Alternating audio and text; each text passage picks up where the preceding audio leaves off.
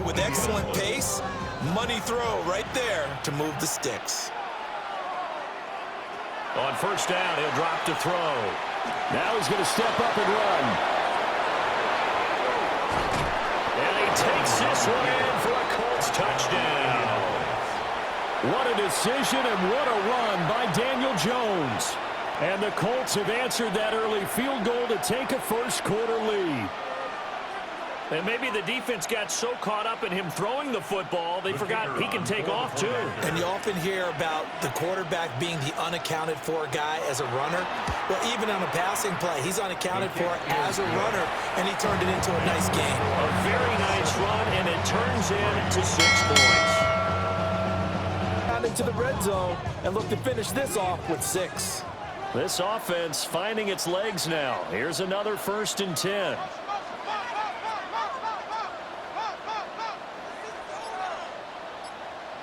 Taylor.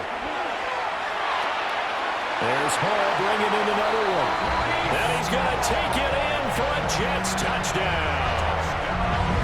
Breece Hall, a 14-yard touchdown. And the Jets are an extra point away now from tying this ball game. Well, forget about the weapons out wide. He knows he's got another weapon in the backfield in the passing game, Charles, and he utilized him perfectly on that play. And the offense coordinator showed me something on that play, Brandon, because so often during a game, our cameras find them looking down at their play sheets, and you wonder if they're absorbing anything. Here's 2nd and 10. Back to throw again. And he'll get into the end zone. Touchdown, Indianapolis. Alec Pierce, a 12-yard touchdown grab. And the Colts are able to extend their lead in the final seconds of this 3rd quarter.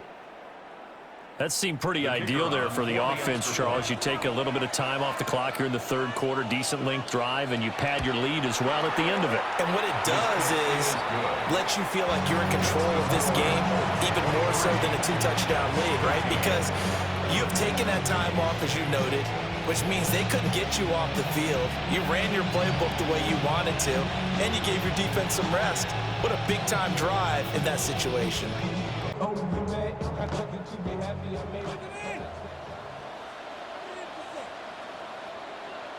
Taylor will throw. Touchdown! Garrett Wilson from 8 yards out. And the Jets have made it a one-score game again here in the 4th. So how about that for an answer? They get the touchdown there, and it's back to a one-score game here in the 4th. And that's what these guys have done all game long, because they've scratched and slashed their way to stay in this game. And by now, we should all realize they're not going away. Now the pressure again swings to their defense, because they're going to need to find some way to get the ball back. So they just need 1 yard here to pick up the first down. On 3rd down, here's Taylor. Escapes the defender.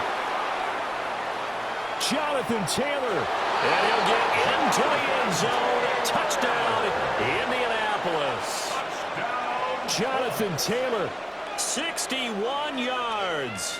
And the Colts use the big play to extend their 4th quarter lead. We see this a lot on 3rd and short yardage, especially down here in the red zone.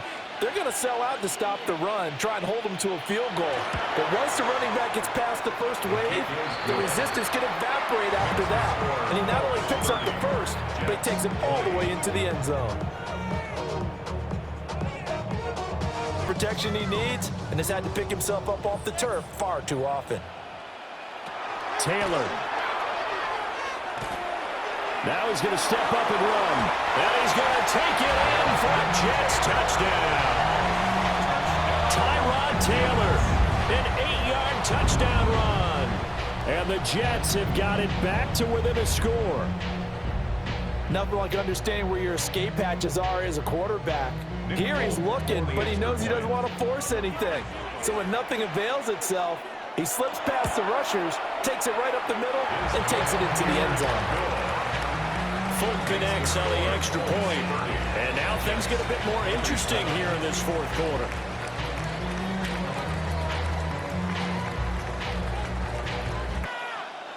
Here now, 3rd and a yard.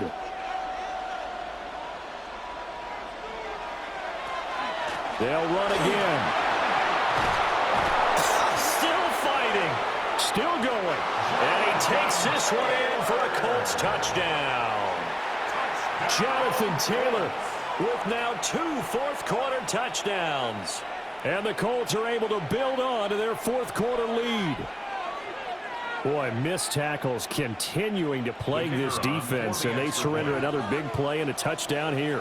Yeah, by my count, at least 2 guys had shots at it, maybe even more than that. But this defense, they looked out of sorts all game long.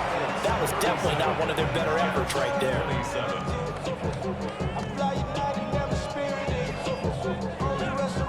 Guys miss about 10 yards or so downfield. That's a pretty good play. But if you've got to do it in your own backfield, I consider that a problem. That doesn't work too well. Straight ahead is Hall. And he's into the end zone. Touchdown, Jets.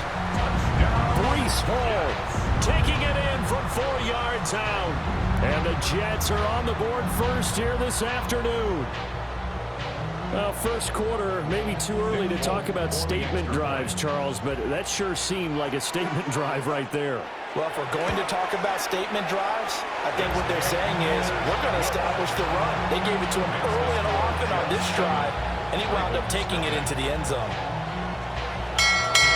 All the cliches jump in, right? Don't get away from your game plan too early. Make sure you're settled down. Don't panic. But it's all true, isn't it? Because otherwise, you get out of... And he is into the end zone for a Baltimore touchdown. Lamar Jackson keeping it himself from 8 yards out. And the Ravens are able to match the opening drive touchdown against them with one of their own. Well, that was all Lamar Jackson all the time on that drive, both through the air and in the end with the touchdown run. Yeah, how about him doing things a little bit on the reverse side there, Brandon, because he softened him up throwing the football and opened up the running lanes. And when he gets a little bit of a sliver, he's gone. And that's exactly what he did there. The defense there swarming to it and not allowing that to happen did not let him get downfield. They'll try and throw for it with Jackson. Able to find the open man. That's complete. And all the way in for a Ravens touchdown. Zay Flowers, 42 yards. And the Ravens take the chance on 4th and goal, and it pays off with 6. Great corner route there. Not only able to catch it, turn it upfield, and get into the end zone. It usually involves a little bit of an extra move, doesn't it? You've got to get them thinking that you're moving to the middle of the field and you're breaking away to that corner. Boy, that was well executed. Moved back to the 10. They'll try on 2nd and goal here. Now Taylor to throw. And he's got his man in stride, complete. And he's in. Touchdown, Jets. John Mechie from 10 yards out. And the Jets will take the lead here in the final minute of the first half. That could be an important swing right there. A touchdown in the final minute of the half to take the lead. And I like the point you just made there. Could be an important swing because now that they have the lead, if they can carry that into the locker room at the half, they'll feel really good about what they accomplished in the first 2 quarters. 2nd and manageable. Just found a hole in that zone. 2 of their 3 red zone trips so far they've come up empty on. They'll look to reverse that trend on 2nd and goal. From the gun, it's Jackson. And that'll be taken in by Andrews for a Ravens touchdown. A 3-yard touchdown pass. And the Ravens have taken the lead as they go right down the field and score on the opening drive of the second half. Luke now for the extra point.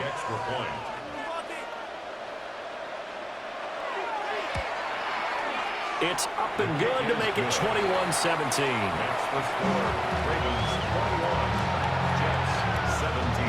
No, the securing the point of attack, especially against the big-bodied guys in the middle of this D, has got to be priority 1. From the gun on 3rd down, it's Taylor. He'll try and do this himself. And he's going to take it in for a Jets touchdown. Tyrod Taylor, 14 yards. And the Jets have retaken a third-quarter lead. So a very strong first drive in the second half, Charles, as they've turned that halftime deficit into a third-quarter lead. And they were pretty purposeful there, weren't they? Measured in their approach. But, boy, they executed awfully well moving the ball down the field.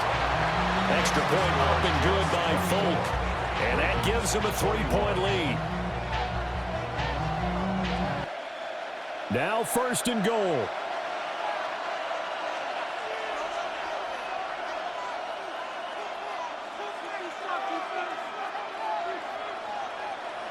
Here's Jackson. And that is caught. Touchdown.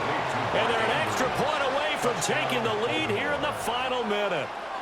They got the dramatic score to tie the game here late fourth quarter. Now all eyes resting on the foot of one man. Yeah, no doubt about it. And your brother called me before the game. That's his guy in fantasy. He needs this one badly.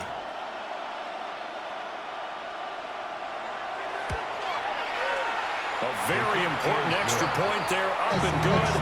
And that is going to put them on top by a point, and it sets us up for quite a finish.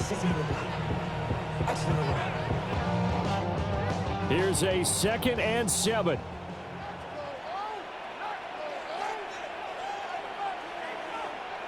Now Taylor. Open man down the field. This is Mitchell. And he's across for the touchdown, and it's likely the game winner here in the closing stages. Charles, that drive was perfect, methodical, executed so well, and they grabbed that lead with almost no time left for a last gasp from the other side. No way you could have drawn up a better final drive, because not only did they keep their eyes on the end zone, but they made sure they bled the clock out as well and denied their opponent a chance to respond. That's just terrific situational football to end this one. And no, they can't connect on the pass, so that gets the clock down to 11.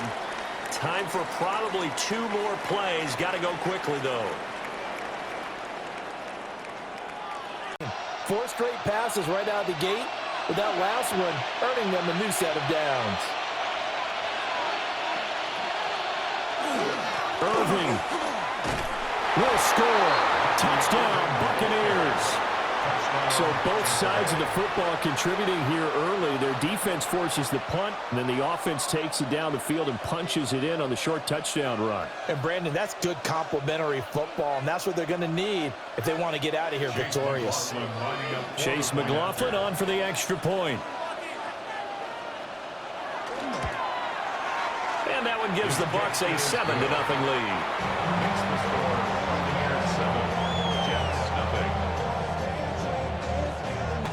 Who can create his own space, who can break tackles, and in a sense, become his own blocker. We don't have that guy in the game right now.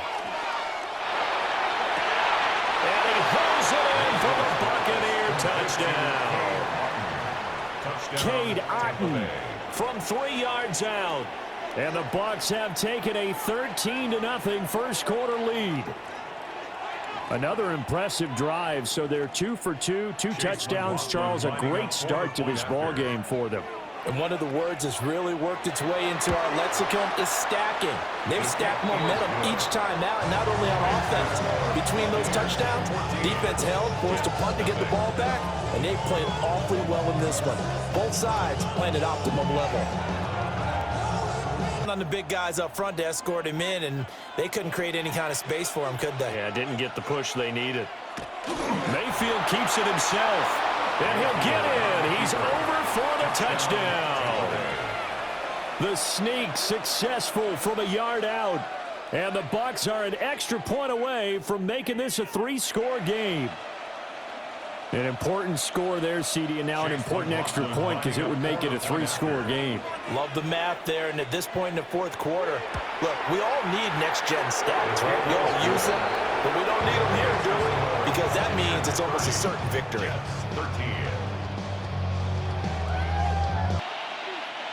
So the incomplete pass on the last play, and that leads us to a 3rd and 3. Now Mayfield. And Evans hauls it in. Touchdown, Bucs. It's a 6-yard touchdown pass. And the Buccaneers take the forced fumble and convert it into 6 points. He's got them out now to a 3-score lead here in the fourth quarter after that one, CD. And well, he looked right off the line like he knew that that ball was coming his way, and he secured it for 6 points. Yeah, I think when you're leading by a healthy margin already, it actually loosens you up and allows you to take maybe a few more chances and definitely play with more confidence, because